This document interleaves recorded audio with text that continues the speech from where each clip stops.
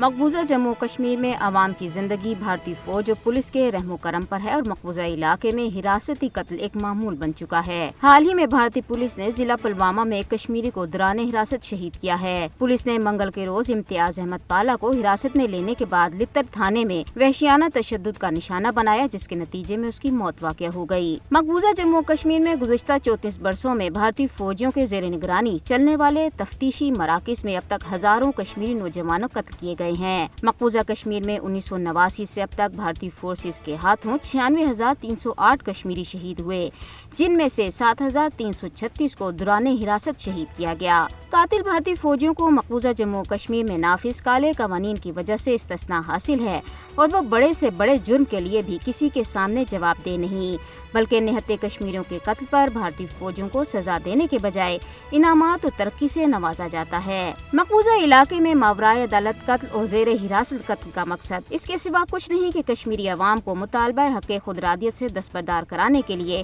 انہیں ڈرایا دھمکایا اور دہشت زدہ کیا جائے۔ مقبوضہ علاقے میں مسلسل 7 دہائیوں سے بے گناہ کشمیریوں کا خون بہہ رہا ہے۔ اس وقت حریت رہنماؤں، نوجوانوں، طلباء، انسانی حقوق کے کارکنوں اور صحافیوں سمیت 4,000 سے زیادہ کشمیری بھارتیوں مقبوضہ جموں کشمیر کی مختلف جیلوں میں نظر بند ہیں، جن کی زندگیاں شدید خطرے میں ہیں۔ دراصل کل جماعتی حریت کانفرنس سمیت دیگر آزادی پسند جماعتوں نے پلوامہ میں نوجوان کی پولیس حراست میں موت کی شدید مذمت کرتے ہوئے کہا ہے کہ کشمیریوں کی قربانیاں ہرگز رائے گاہ نہیں جائیں گی۔